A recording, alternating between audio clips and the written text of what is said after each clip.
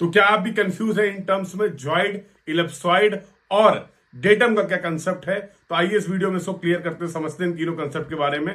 तो पहले बात करते हैं जॉइड को। जॉइड को समझने के लिए फॉर एग्जांपल अगर मेरे पास एक ऑरेंज है जिसको आप देख पा रहे हैं, इसकी टॉप सरफेस को अगर हम एनालाइज करेंगे तो ये स्मूथ सरफेस नहीं है। इसकी रियल सरफेस की अगर बात किया जाए तो कहीं पर ये एलिवेटेड और कहीं पर ये डिप्रेस्ड है, अनइवन प्रोफाइल है, जैसा कि हमारे अर्थ के केस में भी है। अर्थ की जो बिल्कुल रियल प्रोफाइल है, जहां पर कुछ पॉइंट्स का एलिवेशन आपको ज्यादा मिलता है, कुछ पॉइंट्स आपका एलिवेशन इनका कम होता है। तो एग्जैक्ट प्रोफाइल को हम लोग बोलते हैं, इसकी हेल्प से डिफाइन किया जाता है जॉइड्स को, जो कि डिपेंड करता है ग्रेविटेशनल फोर्सेस पे। तो अर्थ की एग्जैक्ट प्रोफाइल मतलब जॉइड।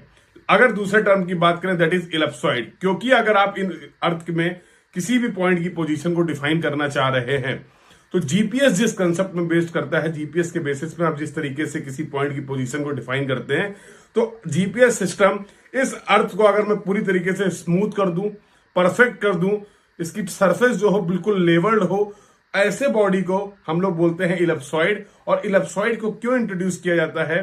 क्योंकि अर्थ पे किसी भी पॉइंट की पोजीशन को डिफाइन करने के लिए अनइवन प्रोफाइल में, ऊबड़ खाबड़ जिसको आप बोल सकते हैं, प्रोफाइल में पॉइंट को एक्सप्लेन करना डिफिकल्ट होगा। इसके लिए टर्म यूज किया गया इलिप्सॉइड, जो कि एक है मैथमेटिकल मॉडल। आपने अर्थ के शेप को, सरफेस को मैथमेटिकली डिफाइन करने के लिए, आसानी से डिफाइन करने के लिए इलिप्सॉइड का यूज किया, जैसा कि आप इस इमेज में भी देख सकते हैं। और तीसरा टर्म है डेटम। डेटम को कैसे समझ सकते हैं कि अगर इसी रियल ऑरेंज को मैं एक प्लास्टिक के ऑरेंज से कवर कर दूं, जो मैंने अभी क्रिएट किया है, जिसकी सरफेस स्मूथ है, परफेक्ट शेप है, जिसको मैंने इलिप्सॉइड बोला है, तो इस एक्चुअल में ऑरेंज के जो पॉइंट है, अनइवन पॉइंट है, ये जहां जहां पर टच कर रहे होंगे उस प्लास्टिक की बॉडी में, उस इलिप्सॉइड वाले शेप को, वो सभी पॉइंट होंगे रेफरेंस।